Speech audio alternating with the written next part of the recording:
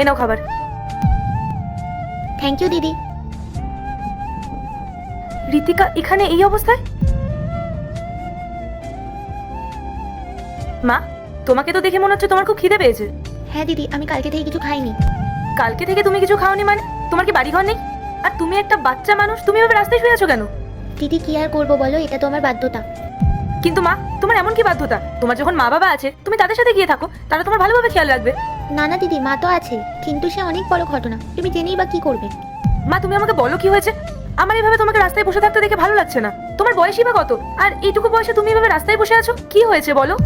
দিদি তুমি এত করে যখন বলছো, তাহলে আমি বলছি, দিদি আমার মাও আছে বাবাও আছে, কিন্তু হঠাৎ করে আমার নিজের বাবা আমাদের ছেড়েই পৃথিবী ছেড়ে চলে যায়। তারপর আমার মা আবার বিয়ে করে, আর আমার যে সৎ বাবা সে আমাকে দু চোখে দেখতে পারে না।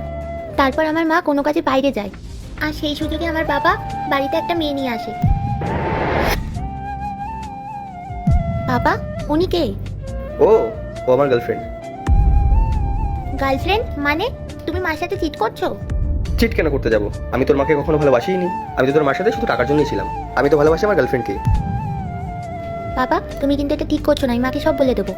তারপর মা তোমাকে বাড়ি থেকে বার করে দেবে। কি বললি তুই? তুই তোর মাকে সবটা জানিয়ে দিবি আর তোর মা মনোজকে বাড়ি থেকে বের করে দেবে? চলো, তোমাকে আমি বাড়ি থেকে বের করে দিচ্ছি, এত কষ্ট তোমাকে করতে হবে না। আসো, চলো, আমি তোমাকে বের করে দিচ্ছি। আরে রাখো, আসো আসো আসো, আমি আমি তোমাকে বলে দেবে। চলো চলো, আরে চলো চলো চলো, যাও বেরো। আর ওই মেয়েটা আমাকে বাড়ি থেকে বের করে দেয়, তাই আমি রাস্তায় থাকি।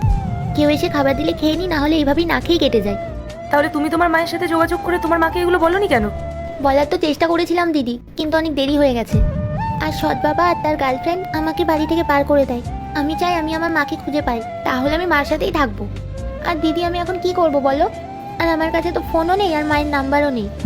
তুমি তোমার মাকে খুঁজে পেতে চাও, তাহলে সব ঠিক হয়ে যাবে তো?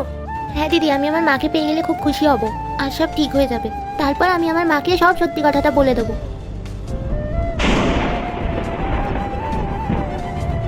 তোর আর কিছু বলার দরকার নেই মা, তোর মা সবকিছু শুনে নিয়েছে। তোকে আর এভাবে রাস্তায় শুয়ে থাকতে হবে না, তুই আমার সাথে চল। আমি তো ভাবতেই পারছি না মনোজ তোর সাথে এরকম করেছে। আচ্ছা মা, তোর সাথে যখন এত অন্যায় হয়েছে তুই আমাকে জানাসনি কেন? মা আমি তো তোমাকে বলেছিলাম মনোজ আঙ্কেল ভালো না, কিন্তু তুমি আমার কথা শোনোনি। আর দেখলে আজকে কি হয়ে গেল। সরি মা, আমার ভুল হয়ে গেছে। আমার তখন তোর কথা শোনা উচিত ছিল, কিন্তু কেন জানি না তখন আমার মনোজের সব কথা বিশ্বাস হয়ে গেছিল। মনোজ আমাকে বিশ্বাস করিয়েছিল যে ও আমাকে খুব ভালোবাসে, ও আমার সাথে সাথে তোকেও খুব ভালোবাসে। ও তো এরকম কখনো করতেই পারে না। আমি কখনো ভাবতে পারিনি যে মনোজ এমন করবে। আমি যাকে এত ভালোবাসতাম, যাকে এত বিশ্বাস করতাম।